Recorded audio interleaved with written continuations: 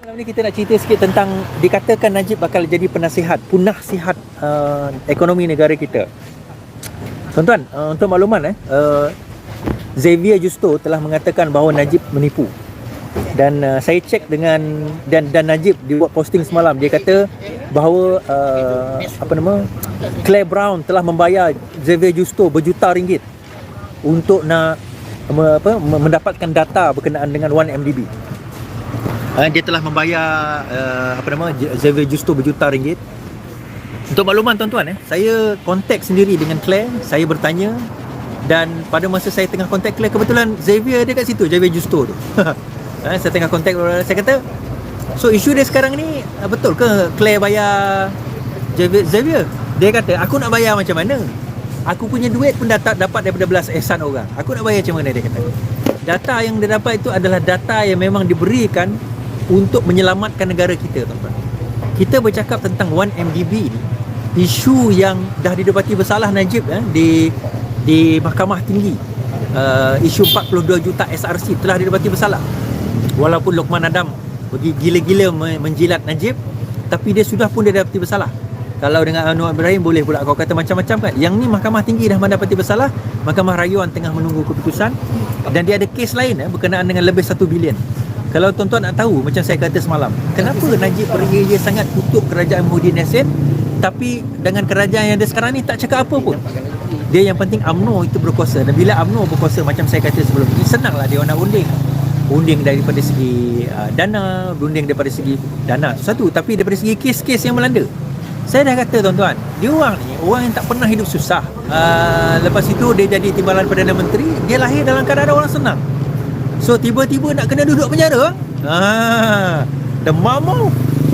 Jangan kata 6 tahun, jangan kata 12 tahun. Dia kes yang didapati Mahkamah Tinggi tu 12 tahun tu. Saya rasa duduk lokap pun dia belum tentu mampu nak duduk.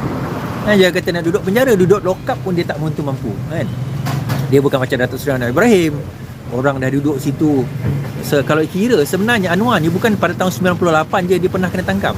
Dia 1974 dia pernah ditangkap. Dia bawa akta ISA kerana membela golongan miskin di Baling, Kedah. Dia bawa akta ISA bersama dengan Syed Hussein pada masa itu.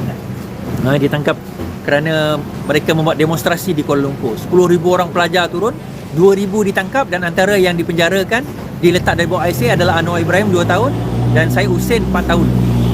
Kerana mereka menggerakkan pelajar pada waktu itu. Tuan-tuan, kita tahu dan kita nampak orang tu dah biasa. Kita geng reformis ni, kita kata intimidasi kita tentang penjara, tangkap, diugut dan sebagainya. Ni ke depan saya ni berapa hari kena tangkap masa rusuhan, masa demonstrasi reformasi dahulu. Berapa hari bang? 40 hari? 30 hari? Tangkap 6 hari. 6 hari. Mahkamah 32 hari. Ditangkap 6 hari lokap dan wangi masa tu. Mahkamah 32 hari. Itu standard lah. 32 hari. Walaupun taklah masuk penjara, tapi lokap jugalah merasa. Jadi kita nak kata pejuang-pejuang reformasi ni, kalau tak rasa lokap, tak rasa kena kejar, tak rasa kena intimidate, itu bukan pejuang reformasi. Belum lagi lah. Bukan kata tak, ada yang tak kena pun. Tapi biasanya yang ganah-ganah ni, yang ganah-ganah dia macam tu lah kan. Jadi kita ni intimidasi tu biasa. Dan benda tu berlaku. Balik kepada cerita Najib ni. Now, dia dilantik tiba-tiba jadi Menteri Ekonomi. Belum dilantik lagi. Ura-ura dikatakan. Bakal. Dilantik jadi penasihat ekonomi. Tuan-tuan, saya rasa kalau saya wallet pun, saya risau nak serahkan Najib. Saya risau kalau nak serahkan Najib. Ini pula nak jadi pegang ekonomi kita ni. Penasihat ekonomi. Soalan saya satu je. Apa fungsi Menteri Keuangan? Apa fungsi Azmin? Apa fungsi Tok Pa? Tok Pa masih lagi ke Menteri Ekonomi? Saya tak sure lah. Menteri Ekonomi ke tidak tahu. Jabatan Perdana Menteri kita ada Menteri Ekonomi. So apa fungsi diorang? Kita nak lantik pula Najib jadi Menteri Penasihat Ekonomi, mungkin bertaraf menteri. So akhirnya kita jadi macam suruh labu membaiki tikus membaiki labu. Bukan labu tu makin elok, labu tu makin teruk. Labu tu makin orang kata jahanam, kita kata. So sekarang ni kita nak kita faham tuan-tuan. Ekonomi kita bukan macam ekonomi tahun 2019, 2018 atau 2014 di mana dia perkenalkan GST. Ekonomi kita adalah ekonomi di mana kita berada dalam keadaan yang paling rendah di dalam sejarah negara kita selepas merdeka. Kita berada dalam kedudukan yang paling rendah dalam sejarah negara kita.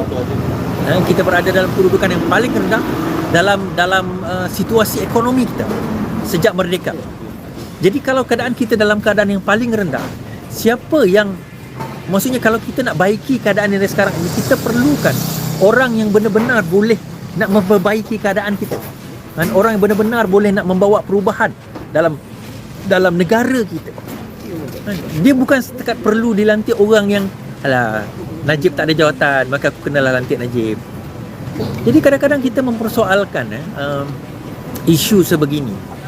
Dan kita tahu sebenarnya Najib ini dilantik atas dasar, ataupun siapa-siapa lah, dilantik atas dasar bukan sebab kerajaan Muhyiddin gagal, kan? Kerana sebenarnya dia nak UMNO berkuasa. Dan kalau kita masih lagi dalam keadaan secara sedarnya menyokong UMNO, menyokong Barisan Nasional, kita sebenarnya tak sedar bahawa kita sedang ditipu untuk memastikan bahawa mereka akan terus berkuasa dalam pilihan raya. Dia sebenarnya pilihan raya, saya kata itu paling awal pun April. Tapi bila saya fikir balik, April tu dah raya kan. Raya puasa bulan Mac. So saya rasa bulan Mac tu pilihan raya. Seawal bulan Mac. Dan kenapa dia seawal bulan Mac? Berkemungkinan UMNO dia nak kembalikan sokol mandat rakyat. Dia tahu kalau sekiranya dia terus berkuasa terlalu lama dalam keadaan dia tak ada mandat, rakyat maki je. Dan ditambah pula dengan ekonomi sekarang ini yang makin teruk, rakyat maki je. Now, bila dilantik jadi Najib sebagai Perdana Menteri, apa sumbangan Najib kepada negara sepanjang jadi Presiden, Perdana Menteri? Itu soalan saya. Apa sumbangan? Dia yang memperkenalkan GST. Dialah yang jarah duit kita melalui A1MDB, SRC, Petro Saudi. Dialah beli satu kapal yang kita pun tak reti nak sebut. Equanimity, something like that lah. Nama pun kita tak reti nak sebut. Jadi kalau dialah yang beli jam Rosmah berharga lebih RM400,000 hanya kerana Rosmah merajuk dia kena balik cepat daripada bercuti di Hawaii sebab Terengganu banjir pada waktu itu, dia kena balik. Terengganu ke Pahang, tak ingat. Terengganu, dia kena balik.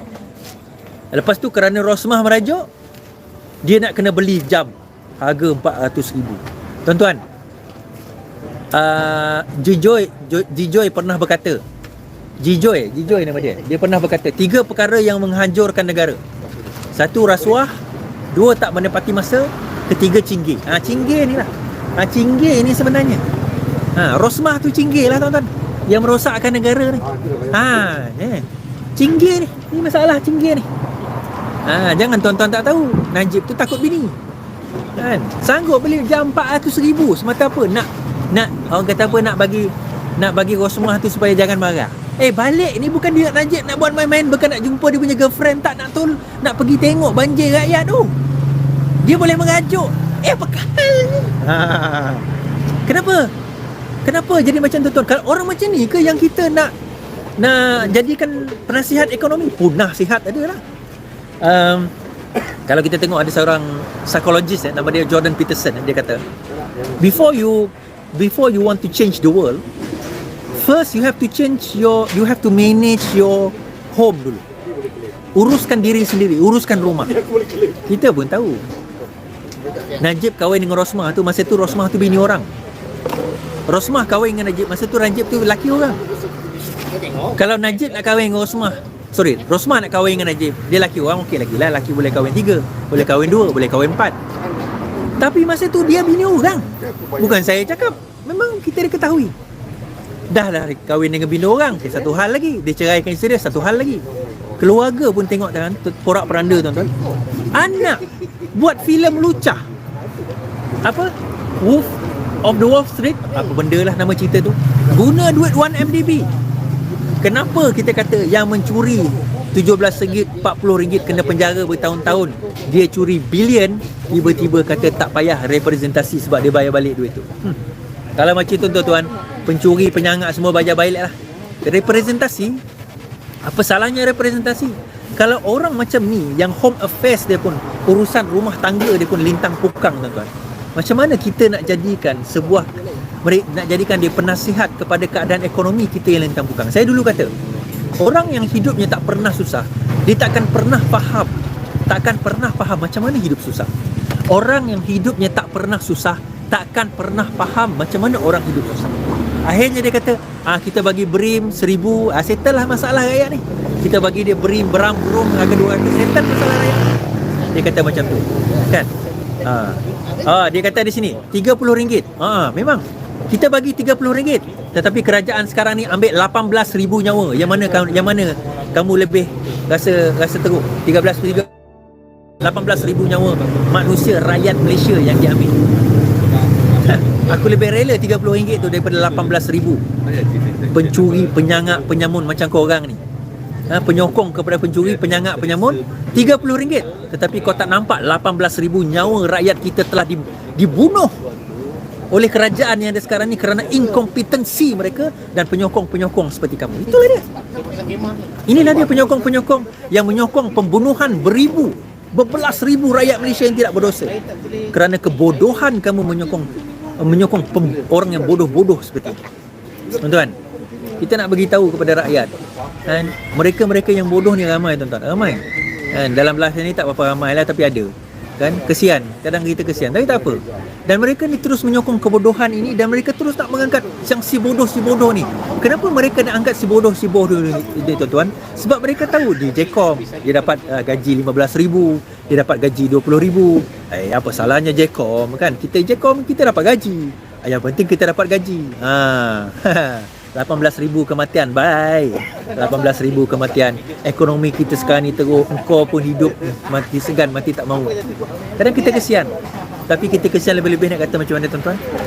Inilah keadaan kita yang berada. Inilah dia.